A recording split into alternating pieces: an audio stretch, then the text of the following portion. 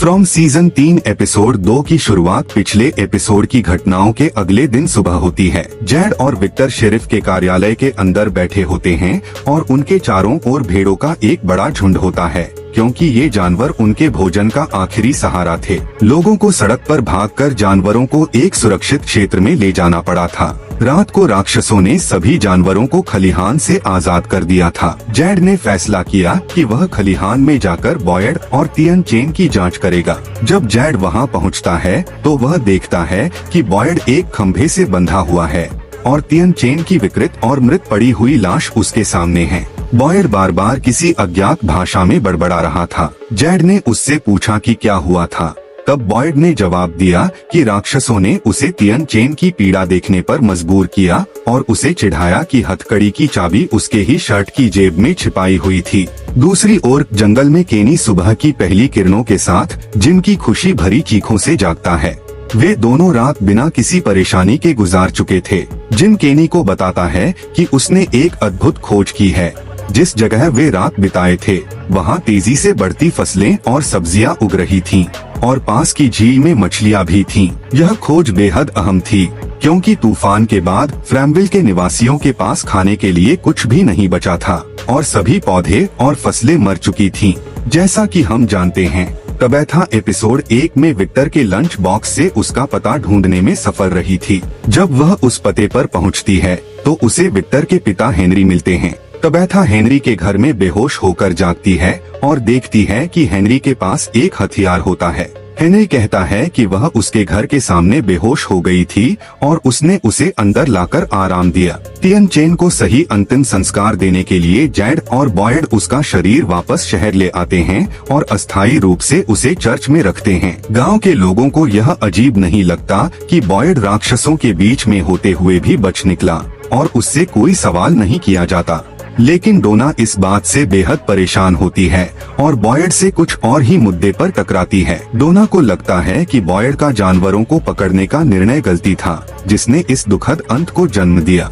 उसका मानना है कि समुदाय को हर कीमत पर एक दूसरे की रक्षा करनी चाहिए। हालांकि बॉयड इस बात से नाराज होता है कि उस पर यह आरोप लगाया जा रहा है कि उसने अपने करीबी दोस्त को बचाने का फैसला जानबूझकर नहीं किया। हालांकि तबैथा हेनरी को इंटरनेट पर अपने और अपने परिवार की गुमशुदगी से संबंधित समाचार दिखाती है।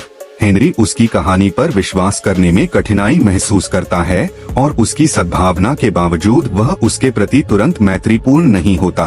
फातिमा हनान, जो गर्भवती है, रोज बीमार हो रही है, लेकिन उसका पति एलिस उसका पूरा ख्याल रख रहा है। फातिमा कई दिनों से बीमार है और उसने कुछ खाया भी नहीं है, इसीलिए वह स्वास्थ्य क्लिनिक में क्रिस्टी से मिलने का फैसला करती है क्योंकि उसे भी अपने स्वास्थ्य की चिंता होने लगी है।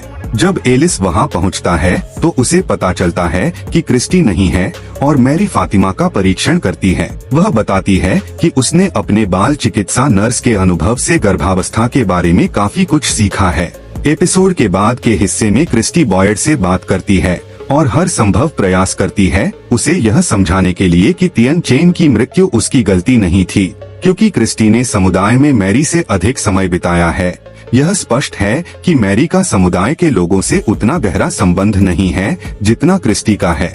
इस बीच जिम और केनी मछलियों और सब्जियों का भंडार लेकर वापस शहर लौटते हैं, लेकिन वहाँ के लोगों के निराश चेहरों का सामना करते हैं। जब केनी को आखिरकार अपनी मां की मृत्यु का पता चलता है तो वह पूरी तरह से टूट जाता है। हालांकि वह खुद को मजबूत दिखाने की कोशिश करता है और अपनी भावनाओं को प्रकट नहीं करता, क्योंकि उसने पहले ही अपने पिता की निर्मम मौत को सहन किया हुआ है। इसी दौरान क्लिनिक में सब कुछ योजना के अनुसार चलता है। फिर मैरी को पता चलता है कि फातिमा कुपोषण की शिकार है और उसे और भी बीमारियां हैं। वह उसे स्वस्थ आहार लेने की सलाह देती है। कैफे में केनी क्रिस्टी से स्वीकार करता है कि वह अपनी मां का विकृत शरीर नहीं देखना चाहता, क्योंकि अपने पिता को उस हालत में देखने से उसके मन में उसके पिता की सभी अच्छी यादें टूट चुकी हैं। तभी रहस्यमय संगीत बॉक्स हैप्पी ट्यून बजाना शुरू करता है, जिससे केनी को गुस्सा आ जाता है और वह उसे तोड़ देता है। जूली स्पष्ट रूप से जिम मैथ्यू के कर्तव्य के प्रति समर्पण से खुश नहीं है।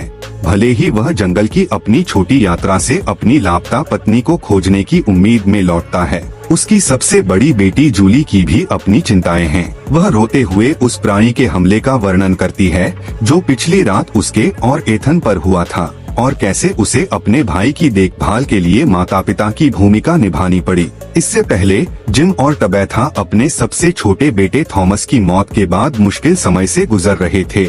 जब वे फार्म में फंसे थे उस समय उन्होंने एथन की जरूरतों और भावनाओं पर ध्यान नहीं दिया। जूली जो उस समय 15 साल की थी को अपने छोटे भाई की देखभाल की जिम्मेदारी निभानी पड़ी। अब उसे डर है कि अगर जिम अपनी इन निरर्थक यात्राओं पर जाता रहा तो वह भी मर जाएगा। जूली यह स्थिति फिर से झेलना नहीं चाहती और जिम यह समझता है कि उसकी बेटी क्या कह रही है। इसके बाद एलिस और फातिमा कॉलोनी हाउस लौटता है और एलिस फातिमा को दरवाजे पर छोड़ देता है ताकि एलिस अपने पिता से मिल सके। फिर जब फातिमा अकेली होती है तो उसे एक अजीब गंध का एहसास होता है और पता चलता है कि कॉलोनी हाउस के कुछ निवासी सड़ रही सब्जियों का खाद बनाने की कोशिश कर रहे हैं। वह एक सड़ी हुई सब्जी उठाकर उसे खाने का आनंद लेती है और फिर कुछ और सब्जियां खाती है। एपिसोड में बाद में केनी को सुनसान बार में बड़ी कांच की बोतलों में मूनशाइन शराब भरते हुए दिखाया जाता है।